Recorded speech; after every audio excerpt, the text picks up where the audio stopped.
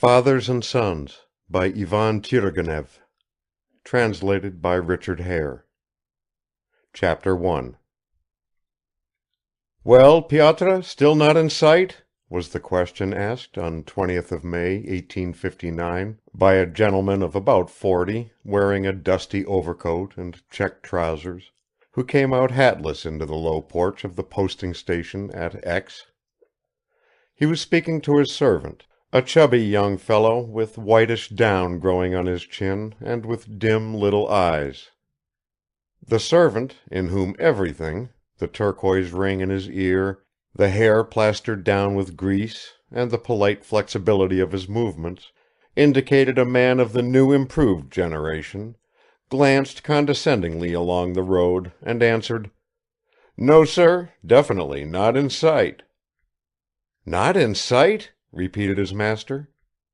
"No, sir," replied the servant again. His master sighed and sat down on a little bench.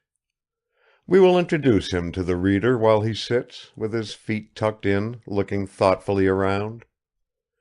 His name was Nikolai Petrovich Kirsanov. He owned, about 12 miles from the posting station, a fine property of 200 serfs, or, as he called it, since he had arranged the division of his land with the peasants, a farm of nearly 5,000 acres. His father, a general in the army, who had served in 1812, a crude, almost illiterate, but good-natured type of Russian, had stuck to a routine job all his life, first commanding a brigade and later a division, and lived permanently in the provinces, where by virtue of his rank he was able to play a certain part. Nikolai Petrovich was born in South Russia, as was his elder brother Pavel, of whom we shall hear more. Till the age of 14 he was educated at home, surrounded by cheap tutors, free and easy but fawning adjutants, and all the usual regimental and staff people. His mother, a member of the Kolyasin family, was called Agatha as a girl, but as a general's wife her name was Agafokli Kuzminishna Kirsanov. She was a domineering military lady, wore gorgeous caps and rustling silk dresses. In church she was the first to go up to the cross. She talked a lot in a loud voice, let her children kiss her hand every morning and gave them her blessing at night. In fact, she enjoyed her life and got as much out of it as she could. As a general's son, Nikolai Petrovich, though so far from brave that he had even been called a funk, was intended, like his brother Pavel, to enter the army, but he broke his leg on the very day he obtained a commission, and after spending 2 months in bed, he never got rid of a slight limp for the rest of his life. His father gave him up as a bad job and let him go in for the civil service. He took him to Petersburg as soon as he was 18 and placed him in the university there. His brother happened at the same time to become an officer in a guards regiment. The young men started to share a flat together, and were kept under the remote supervision of a cousin on their mother's side, Ilya Kolyasin, an important official. Their father returned to his division and to his wife, and only occasionally wrote to his sons on large sheets of grey paper, scrawled over in an ornate clerkly handwriting.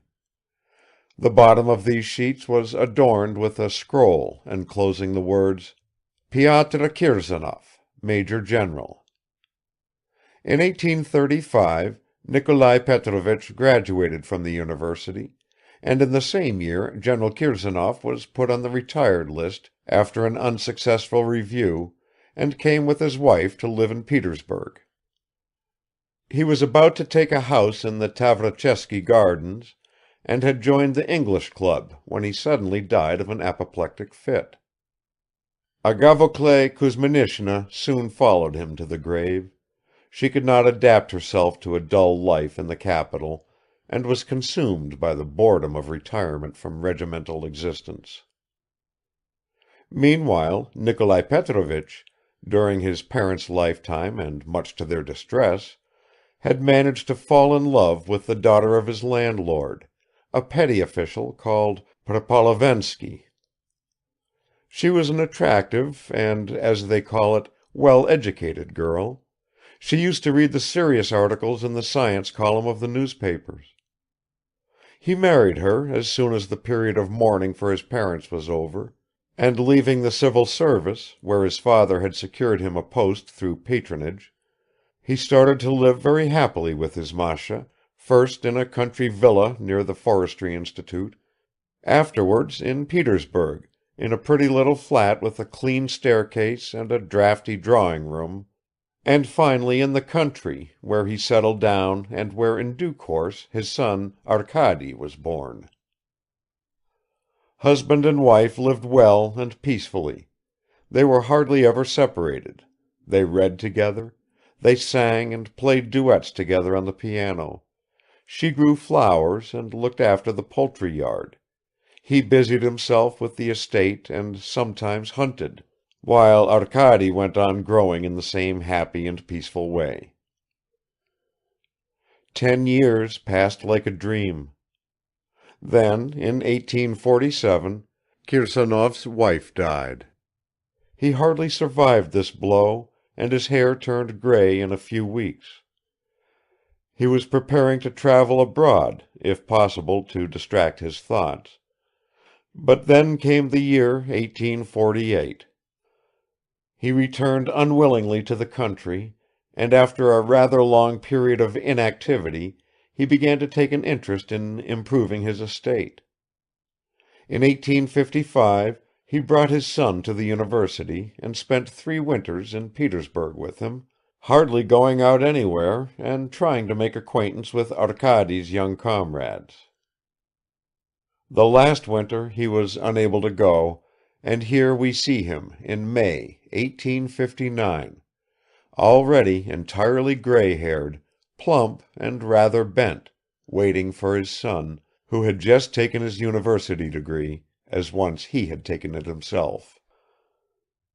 The servant, from a feeling of propriety, and perhaps also because he was anxious to escape from his master's eye, had gone over to the gate and was smoking a pipe.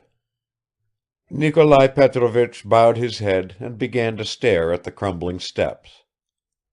A big mottled hen walked sedately towards him, treading firmly with its thick yellow legs. A dirty cat cast a disapproving look at him as she twisted herself coyly around the railing. The sun was scorching. A smell of hot rye bread was wafted from the dim entrance of the posting station. Nikolai Petrovich started musing. "My son, a graduate, Arkasha," kept on turning round in his mind. He tried to think of something else, but the same thoughts returned. He remembered his dead wife. "She did not live to see it," he murmured sadly. A plump blue pigeon flew on the road and hurriedly started to drink water from a puddle near the well. Nikolai Petrovich began to watch it, but his ear had already caught the sound of approaching wheels. "It sounds as if they're coming, sir," announced the servant, emerging from the gateway. Nikolai Petrovich jumped up and fixed his eyes on the road. A carriage appeared with 3 posting horses abreast. Inside it he caught a glimpse of the band of a student's cap and the familiar outline of a dear face. "Arkasha! Arkasha!" cried Kirsanov, and he ran out into the road waving his arms.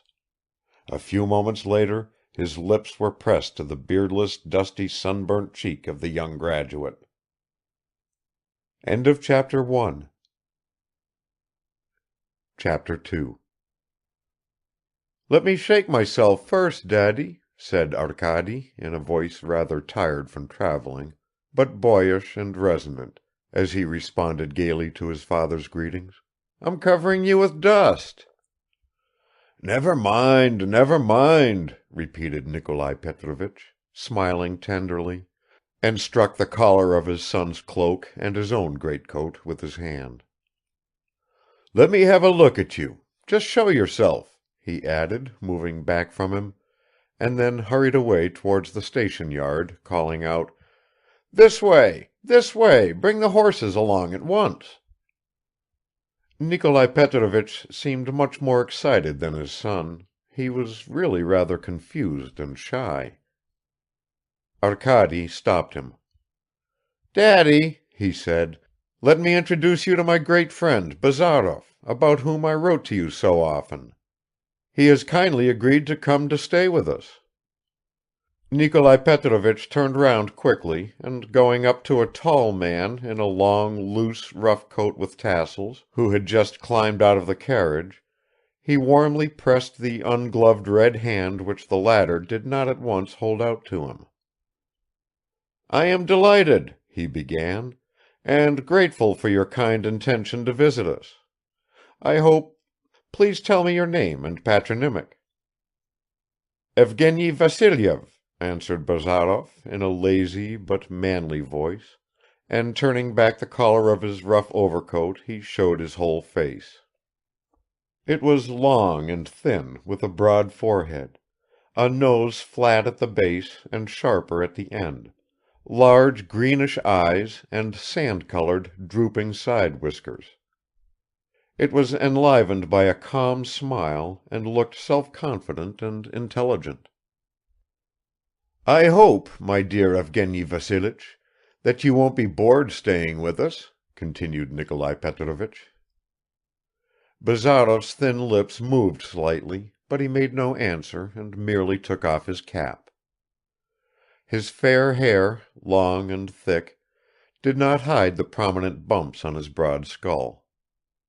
"Well, Arkady," Nikolai Petrovich began again, turning to his son, "would you rather have the horses brought round at once, or would you like to rest?" "We'll rest at home, Daddy. Tell them to harness the horses." "At once, at once!" his father exclaimed.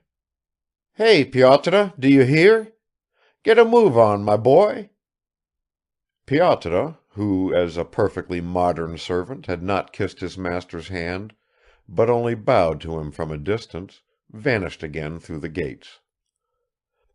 "I came here with the carriage, but there are 3 horses for your tarantass also," said Nikolai Petrovich fussily, while Arkady drank some water from an iron bucket brought to him by the woman in charge of the station, and Bazarov began smoking a pipe and went up to the driver, who was unharnessing the horses.